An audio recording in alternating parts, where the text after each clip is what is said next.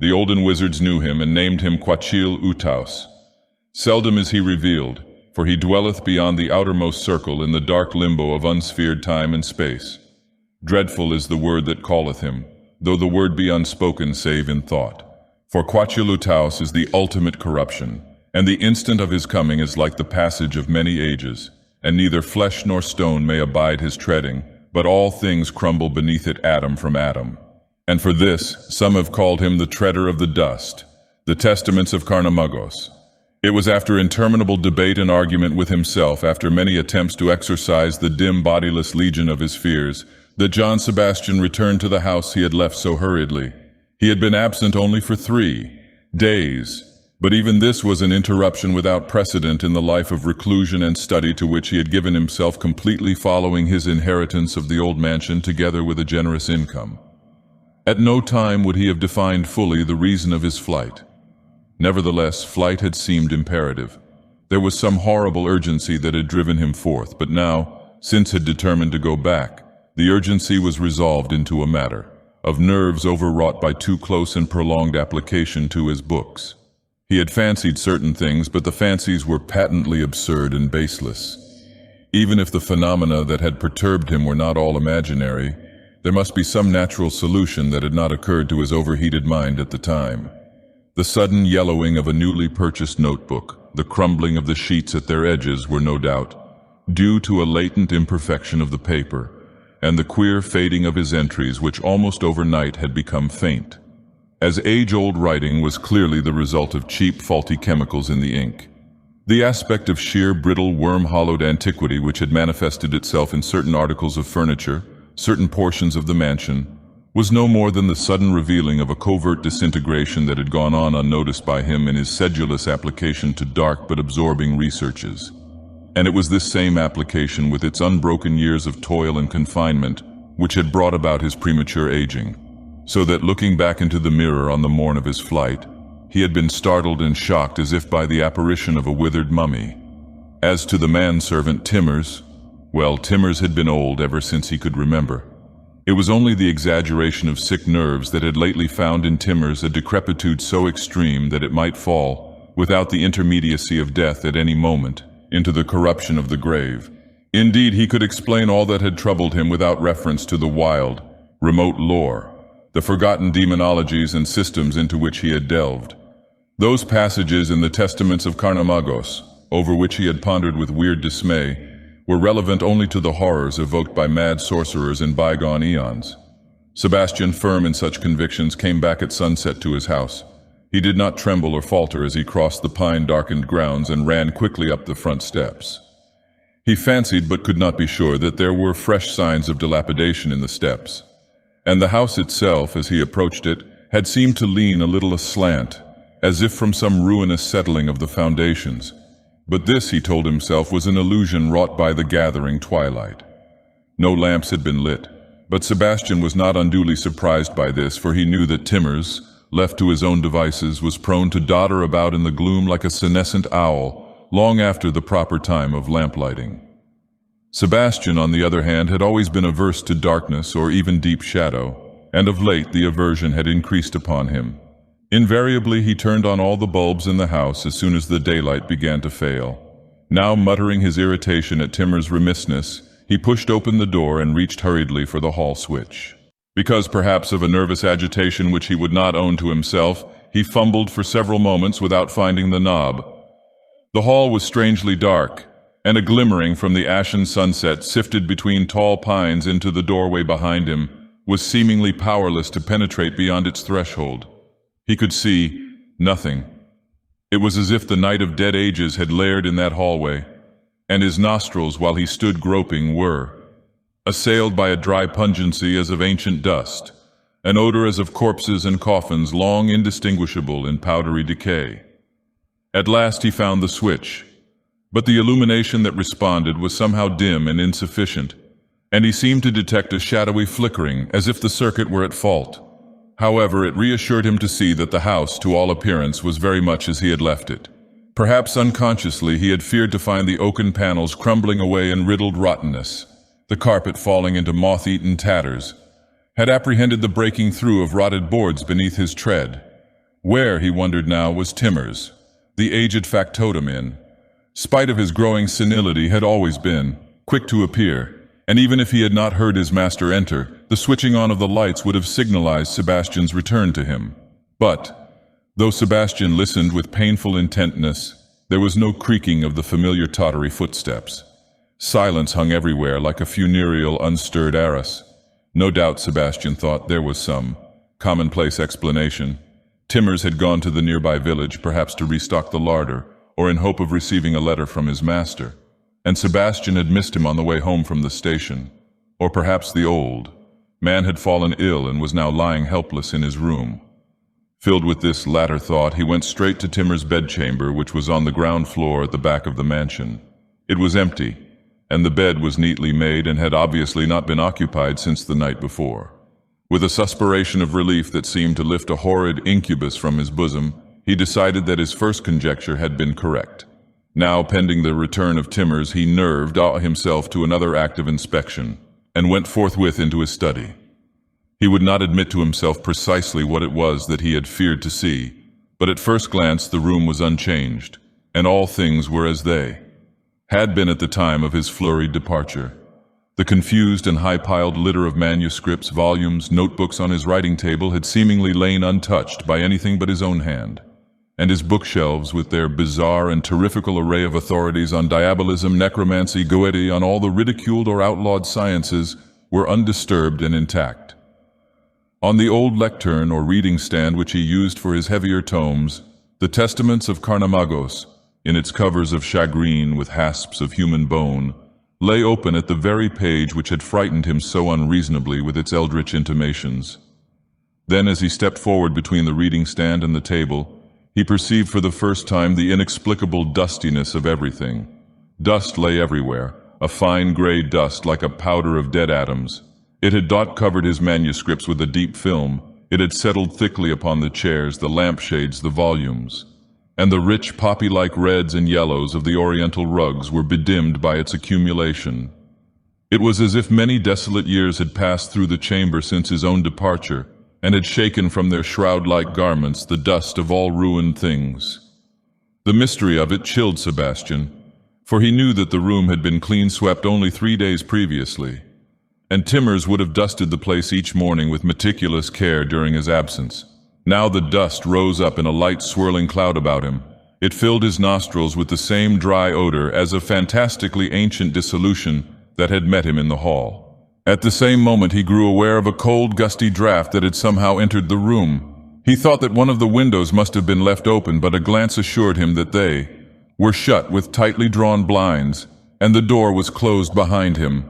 The draft was light as the sighing of a phantom, but wherever it passed, the fine, weightless powder soared aloft, filling the air and settling again with utmost slowness. Sebastian felt a weird alarm, as if a wind had blown upon him from chartless dimensions or through some hidden rift of ruin, and, simultaneously, he was seized by a paroxysm of prolonged and violent coughing. He could not locate the source of the draft, but as he moved restlessly about, his eye was caught by a low, long mound of the gray dust which had heretofore been hidden from view by the table. It lay beside the chair in which he usually sat while writing. Near the heap was the feather duster used by Timmers in his daily round of house cleaning. It seemed to Sebastian that the rigor of a great lethal coldness had invaded all his being. He could not stir for several minutes, but stood peering down at the inexplicable mound. In the center of that mound he saw a vague depression, which might have been the mark of a very small footprint half erased by the gusts of air that had evidently taken much of the dust and scattered it about the chamber. At last the power of motion returned to Sebastian. Without conscious recognition of the impulse that prompted him, he bent forward to pick up the feather duster. But even as his fingers touched it, the handle and the feathers crumbled into fine powder which, settling in a low pile, preserved vaguely the outlines of the original object. A weakness came upon Sebastian, as if the burden of utter age and mortality had gathered crushingly on his shoulders between one instant and the next. There was a whirling of vertiginous shadows before his eyes in the lamplight, and he felt that he should swoon unless he sat down immediately. He put out his hand to reach the chair beside him, and the chair at his touch fell instantly into light, downward sifting clouds of dust. Afterward, how long afterward he could not tell, he found himself sitting in the high chair before the lecture on which the testaments of Carnamagos lay open. Dimly he was surprised that the seat had not crumbled beneath him. Upon him, as once before, there was the urgency of swift, sudden flight from that accursed house. But it seemed that he had grown too old, too weary and feeble, and that nothing mattered greatly, not even the grisly doom which he apprehended. Now as he sat there in a state half terror, half stupor, his eyes were drawn to the wizard volume before him, the writings of that evil sage and seer Carnamagos, which had been recovered 1,000 years agone from some Greco-Bactrian tomb, and transcribed by an apostate monk in the original Greek, in the blood of an incubus-begotten monster. In that volume were the chronicles of great sorcerers of old, and the histories of demons earthly and ultra-cosmic, and the veritable spells by which the demons could be called up and controlled and dismissed. Sebastian, a profound student of such lore, had long believed that the book was a mere medieval legend, and he had been startled as well as gratified when he found this copy on the shelves of a dealer in old manuscripts and incunabula. It was said that only 2 copies had ever existed, and that the other had been destroyed by the Spanish Inquisition early in the 13th century. The light flickered as if ominous wings had flown across it, and Sebastian's eyes blurred with a gathering rheum as he read again that sinister fatal passage which had served to provoke shadowy fears. Though Quail-utas cometh but rarely, it had been well attested that his advent is not always in response to the spoken rune, and the drawn pentacle few wizard indeed would call upon a spirit so baleful. But let it be understood that he who readeth to himself in the silence of his chamber the formula given hereunder must incur a grave risk if in his heart there abide openly or hidden the least desire of death and annihilation. For it may be that Quail-utas will come to him bringing that doom which toucheth the body to eternal dust, and maketh the soul as a vapor forevermore dissolved. And the advent of Quail-utas is foreknowable by certain tokens, for in the person of the evocator, and even perchance in those about him, will appear the signs of sudden age, and his house and those belongings which he hath touched will assume the marks of untimely decay and antiquity. Sebastian did not know that he was mumbling the sentences half aloud as he read them, that he was also mumbling the terrible incantation that followed. His thoughts crawled as if through a chill and freezing medium. With a dull, ghastly certainty, he knew Timmers had not gone to the village. He should have warned Timmers before leaving. He should have closed and locked the testaments of Carnamagos, for Timmers in his way was something of a scholar and was not without curiosity concerning the occult studies of his master. Timmers was well able to read the Greek of Carnamagos, even that dire and soul-blasting formula to which Quail-utas, demon of ultimate corruption, would respond from the outer void. Too well Sebastian divined the origin of the gray dust, the reason of those mysterious crumblings. Again he felt the impulse of flight, but his body was a dry, dead incubus that refused to obey his volition. Anyway, he reflected, it was too late now, for the signs of doom had gathered about him and upon him. Yet surely there had never been in his heart the least longing for death and destruction. He had wished only to pursue his delvings into the blacker mysteries that environed the mortal estate. And he had always been cautious, had never cared to meddle with magic circles and evocations of perilous presences. He had known that there were spirits of evil, spirits of wrath, perdition, annihilation, but never of his own will should he have summoned any of them from their night-bound abysms. His lethargy and weakness seemed to increase. It was as if whole lustrums, whole decades of senescence had fallen upon him in the drawing of a breath. The thread of his thoughts was broken at intervals, and he recovered it with difficulty. His memories, even his fears, seemed to totter on the edge of some final forgetfulness. With dulled ears he heard a sound as of timbers breaking and falling somewhere in the house. With dimmed eyes like those of an ancient, he saw the lights waver and go out beneath the swooping of a bat-black darkness. It was as if the night of some crumbing catacomb had closed upon him. He felt at whiles the chill, faint breathing of the draught that had troubled him before with its mystery, and again the dust rose up in his nostrils. Then he realized that the room was not wholly dark, for he could discern the dim outlines of the lectern before him. Surely no ray was admitted by the drawn window blinds. Yet somehow there was light.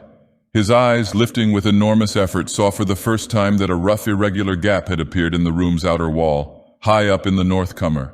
Through it a single star shone into the chamber, cold and remote as the eye of a demon glaring across intercosmic gulfs. Out of that star, or from the spaces beyond it, a beam of livid radiance, wan and deathly, was hurled like a spear upon Sebastian. Broad as a plank, unwavering, immovable, it seemed to transfix his very body and to form a bridge between himself and the worlds of unimagined darkness. He was as one petrified by the gaze of the Gorgon. Then, through the aperture of ruin, there came something that glided stiffly and rapidly into the room toward him, along the beam. The wall seemed to crumble. The rift widened as it entered. It was a figure no larger than a young child, but sere and shriveled as some millennial mummy. Its hairless head, its unfeatured face, borne on a neck of skeleton thinness, were lined with 1,000 reticulated wrinkles. The body was like that of some monstrous, withered abortion that had never drawn breath. The pipy arms, ending in bony claws, were outthrust as if ankylosed in the posture of an eternal, dreadful groping. The legs, with feet like those of a pygmy death, were drawn tightly together as though confined by the swathings of the tomb. Nor was there any movement or striding or pacing. Upright and rigid, the horror floated swiftly down the wan, deathly gray beam toward Sebastian.